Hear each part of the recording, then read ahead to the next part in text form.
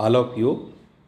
हम आज BSc part second livestock production में role of mineral matter in livestock के बारे में स्टडी करेंगे। मिनरल मैटर खनिज लवण, ये करीब करीब सभी मिनरल मैटर पशु के ऊतकों में पाए जाते हैं, किंतु उनमें से कुछ पशु के मेटाबॉलिज्म में अपनी भूमिका निभाते हैं। अतः खनिज तत्व के वे पोषक तत्व जिनकी आहार में आवश्यक मात्रा बहुत सूक्ष्म होती है, किंतु उनकी उपयोगिता पशु के हेल्थ और प्रोडक्शन में बहुत प्रमुख होती है। तो खनिज लवण क्या है कि वे पोषक तत्व जिनकी आवश्यकता बहुत सूक्ष्म रूप से होती है, किंतु उनकी उपयोगिता पशु के स्वास्थ्य और उत्पादन में प्रमुख रूप से होती है। इन खनिज तत्वों को या खनिज लवण को मुख्य रूप से दो भागों में बांटा गया। कैसे? दो भाग हैं। पहला है जैसे मैक्रो एलिमेंट या मेजर एलिमेंट, वृहत तत्व। दूसरा है माइक्रो और सूक्ष्म तत्व या विरल तत्व, माइनर। तो जो मैक्रो और मेजर जो एलिमेंट हैं, these are calcium, phosphorus, sodium, chlorine, potassium, magnesium एवं सल्फर। ये कहलाते हैं वृहत तत्व या मुख्य, जिनको हम कहेंगे कि मुख्य खनिज तत्व। दूसरे हैं माइक्रो, जिनको विरल तत्व या माइनर। ये तत्व हैं मैग्नीज, लोहा, तांबा, कोबाल्ट, जिंक, आयोडीन और मोलिब्डेनम, सेलेनियम, गंधक इत्यादि। अब जो मेजर एलिमेंट है, जो मुख्य खनिज तत्व है, इनको पशु के शरीर में ज़्यादा आवश्यकता होती है और इन जो विरल तत्व होते हैं उनकी आवश्यकता पशु को कम मात्रा में होती है। अब इन खनिज तत्वों का उपयोग क्या? इनका उपयोग है मुख्य रूप से इनके निम्नलिखित कार्य हैं। शरीर की हड्डियों, दांतों को मजबूती प्रदान करने के लिए, एंजाइम निकायों के भाग या सक्रिय कारक के रूप में, शरीर के मुलायम तंतु, द्रवों एवं आनुवांशिक न्यूक्लियोप्रोटीन संरचना में, मांसपेशियों की अनुक्रिया व सांद्रता को बढ़ाने या घटाने में, शरीर द्रवों में ऑस्मोटिक प्रेशर व अम्लसार संतुलन बनाने में सहायता। शरीर द्रव्यों में ऑस्मोटिक प्रेशर और अम्ल, क्षार, एसिड और बेस बैलेंस में इनकी सहायता होती है। जो रुधिर कणिकाएँ हैं, जो ब्लड सेल्स हैं, में मुख्य रूप से पाए जाने वाले हीमोग्लोबिन पिगमेंट में लौह तत्व की उपस्थिति होती है। पशु आहार में खनिज तत्वों की कमी से अन्य पोषक तत्व जैसे शर्करा, प्रोटीन, वसा आदि का सही उपयोग न होना। इन खनिज तत्वों की कमी होगी तो शरीर में जो शुगर है, जो प्रोटीन है, वसा का सही उपयोग नहीं हो पाएगा। अच्छा दूध उत्पादन और रिप्रोडक्टिव डिजीज़ की रोकथाम में सहायक होते हैं। अब जो मेजर एलिमेंट है, जो मैक्रो एलिमेंट है, उसमें हम इनका स्टडी करेंगे। तो मुख्य रूप से जैसा कि हमने पहले डिस्कस किया था, वो कौन कौन से हैं, उनमें कैल्शियम और फास्फोरस। शरीर में कुल खनिज तत्वों का 70% भाग केवल कैल्शियम और फास्फोरस का होता है। यानी शरीर में कैल्शियम और फास्फोरस की आवश्यकता सबसे ज़्यादा होती है। जो टोटल मिनरल मैटर है उसका 70% जो कैल्शियम फास्फोरस से बनता है। कुल कैल्शियम का 99% भाग शरीर की हड्डियों, दांतों में रहता है। यानी जो कुल कैल्शियम का 99% भाग हड्डियों, दांतों में रहता है। हड्डियों में कैल्शियम और फास्फोरस का अनुपात 2:1 का रहता है। पशुओं द्वारा इन तत्वों को उचित मात्रा में उपयोग के लिए विटामिन डी की उचित मात्रा बहुत आवश्यक है, क्योंकि यदि कैल्शियम फास्फोरस के अनुपात में अंतर होने पर विटामिन डी की मात्रा नहीं है तो इन तत्वों का पशु शरीर पोषण एब्जॉर्प्शन नहीं कर सकता, शोषण नहीं कर सकता। इनकी कमी से कौन कौन से रोग होंगे?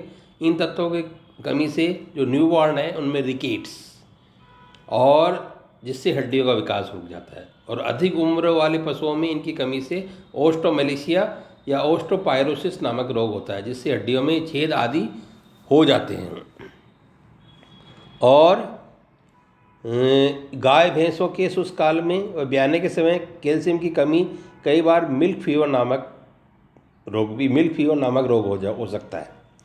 फास्फोरस की कमी से भूख कम लगती है और पाइका नामक रोग हो जाता है। पशु दीवार चाटना, मिट्टी, कपड़ा, लकड़ी आदि खाने लगता है। ये पाइका डिजीज़ के लक्षण है। इसकी कमी से जनन क्षमता और दूध उत्पादन भी प्रभावित होते हैं। इसका सोर्स क्या है? दूध, हरी पत्ती वाले चारे जैसे बरसीम, रिचका आदि कैल्शियम के मुख्य स्रोत हैं। सांद्र मिश्रण में प्राय कैल्शियम की कमी होती है। नमी सभी प्रकार के खल, चोकर, चापड़, मछली का चूरा फास्फोरस के मुख्य स्रोत है। सामान्यतः 400 किलोग्राम वाली गाय भैंस को प्रतिदिन जैसे एक यदि गाय भैंस जिसका बॉडी वेट 400 kg है, उसको निम्नलिखित तत्वों की आवश्यकता होती है: कैल्शियम, फास्फोरस और नमक।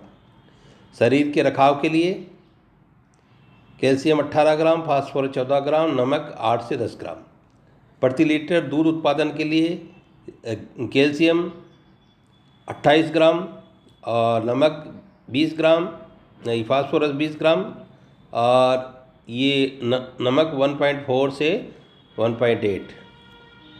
तो ये प्रतिदिन 40 से 50 ग्राम खनिज मिश्रण 20 से 30 ग्राम नमक देने से उत्पादन पर अनुकूल प्रभाव होता है। दूसरा जो तत्व है मैग्नीशियम, इस तत्व का लगभग 70% भाग कैल्शियम फास्फोरस के साथ हड्डियों की बनावट में सहयोग देता है। शेष भाग जो मुलायम उत्तक है, पेशियों और द्रवों में पाया जाता है। दूध में इस तत्व को कम होने से उन नवजातों को जिन्हें अधिकतया दूध पर पाला जाता है, हाइपोमैग्नीशियम टिटेनी नामक रोग हो जाता है। इसकी कमी से मैग्नीशियम से हाइपोमैग्नीशियम टिटेनी नामक रोग हो जाता है।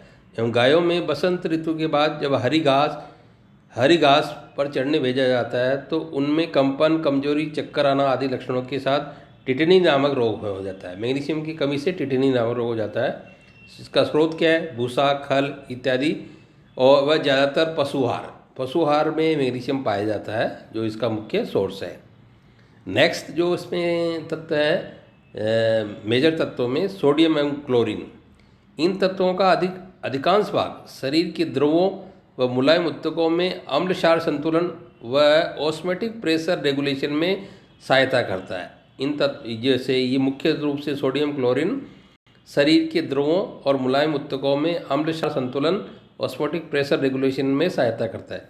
क्लोरीन मुख्यतः आमाशय के स्रावों में होती है और जिससे ये हाइड्रोक्लोरिक अम्ल के रूप में, क्लोराइड लवण के रूप में रहता है। इन तत्वों की पशु आहार में सामान्यतः कमी रहती है, जिससे भूख कम लगना, कमज़ोर होना, दूध उत्पादन कम होना आदि प्रभाव देखने लगते हैं।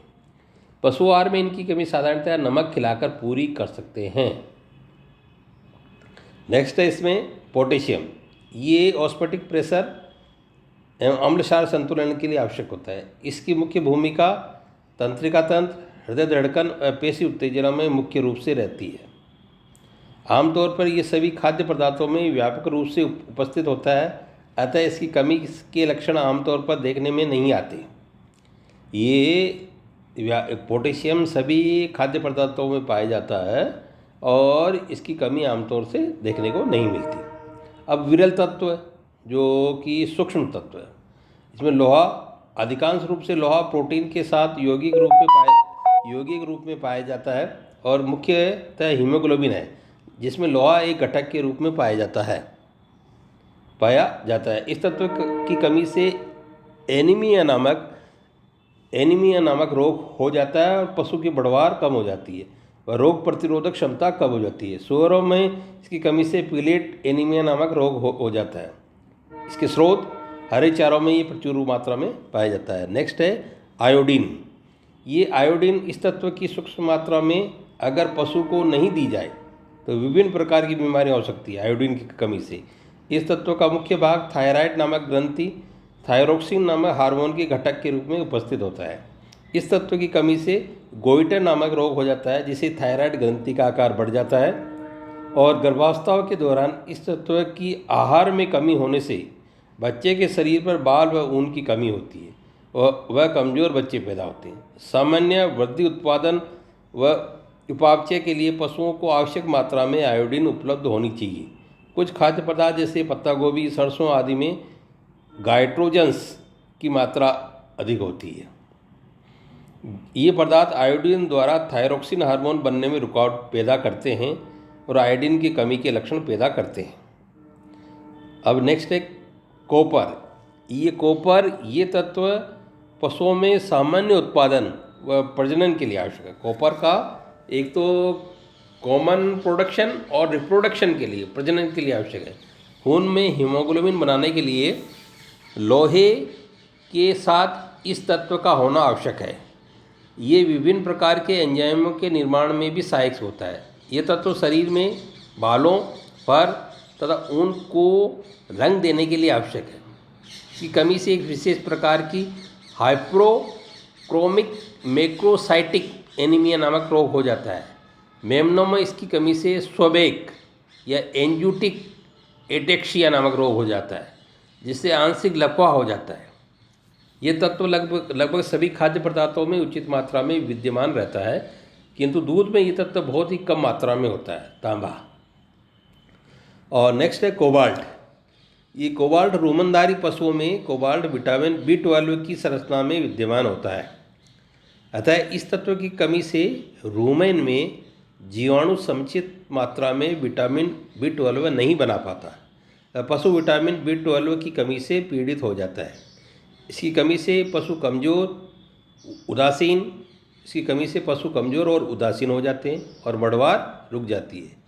इस प्रकार के लक्षणों को पिनिंग, वेस्टिंग डिजीज आदि नामों से पुकारा जाता है। इसमें क्या होता है, कमज़ोर और उदासीन हो जाता है, बढ़वार रुक जाती है, और इस प्रकार लक्षणों को पिनिंग, वेस्टिंग डिजीज आदि नामों से पुकारा जाता है। नेक्स्ट जो एलिमेंट है दैट इज़ मैंगनीज। ये विभिन्न एंजाइमों के उत्प्रेरण में सहायता करता है और इसकी कमी से बढ़वार में रुकावट, कंकाल में विषमता व जनन क्षमता में कमी के लक्षण दिखते हैं। मैंगनीज की कमी से क्या क्या हो जाता है, एक तो जैसे पशु की बढ़वार रुक जाती है, कंकाल में विषमता आ जाती है, जनन क्षमता में कमी आ जाती है और भूख कम लगती है। इस तत्व का जनन क्रिया में विशेष महत्व है। और जिन पशुओं के आहार में इस तत्व की कमी होती है उसे यौन परिपक्वता देरी से आती है। जिसमें मैंगनीज की कमी आती है उनमें सेक्सुअल डेवलपमेंट देरी से आता है और ओवुलेशन अनियमित व गर्भधारण देरी से होता है। गाभिन पशुओं में नवजात कमज़ोर या मृत होता है। नेक्स्ट है जिंक। ये तत्व भी शरीर में बहुत कम पाया जाता है। इसका अधिकांश भाग बाह्य ऊतकों और रक्त में पाया जाता है। जिंक भी शरीर में बहुत कम मात्रा में पाया जाता है। इसका अधिकांश भाग बाह्य ऊतकों और रक्त में पाया जाता है। जिंक कई एंजाइमों का घटक है, उनके एक्टिवेशन में सहायता प्रदान करता है। ये विटामिन ए के उपयोग में भी सहायता प्रदान करता है। इसकी कमी से बढ़वार में कमी, नाक व मुंह में सूजन, कड़े जोड़, एलोपेशिया आदि हो जाता है। जिंक की कमी से क्या होता है कि इसकी कमी से बढ़वार में कमी, नाक मुंह में सूजन, कड़े जोड़, एलोपेशिया आदि हो जाता है। सुअरों में इसकी कमी से चमड़ी का रोग, पेराकिरेटोसिस हो जाता है सुअर में। भूसे में इसकी अच्छी मात्रा पाई जाती है जिंक की। मोलिब्डेनम और सेलिनियम ये भी विरल तत्व हैं और आहार और पशु शरीर में इनकी मात्रा बहुत कम पाई जाती है, जिससे टीअल्ट नामक रोग हो जाता है। इस मोलिब्डेनम और सेलेनियम के कारण पशुओं में टीअल्ट नामक रोग हो जाता है। फास्फोरस उपाचन पर भी इसका विपरीत प्रभाव पड़ता है। दुधारू पशुओं में दूध की कमी व नर पशुओं की जनन क्रिया पर विपरीत प्रभाव पड़ता है। सेलेनियम की कमी से बकरी के मेमनों और बछड़ों में सफ़ेद पेशी, वाइट मसल्स डिजीज या एनोफेलिशिया नामक रोग हो जाता है। इसकी अधिक मात्रा में डेगनाल्स नामक रोग हो जाता है, जिससे पशु न जिससे पशु में अंधापन, लंगड़ाना, पेट आदि दर्द हो जाते हैं। इस बीमारी से पूंछ के बालों का झड़ना, पैरों का गलना प्रारंभ हो जाता है। नेक्स्ट है फ्लोरिन। ये दांत और अस्थि में की क्षय को रोकने में सहायता करता है, और इसकी कमी से फ्लोरोसिस नामक दांतों में टूट फूट, चमक समाप्त हो जाती है। तो ये मिनरल्स थे जो कि पशु आहार में आवश्यक होते हैं, और इनकी कमी से कई डिसऑर्डर, कई मुख्य रोग उत्पन्न हो जाते हैं पशु शरीर में। पशु की वृद्धि रुक जाती है, पशु की उत्पादन क्षमता में कमी देखी जाती है। Thank you.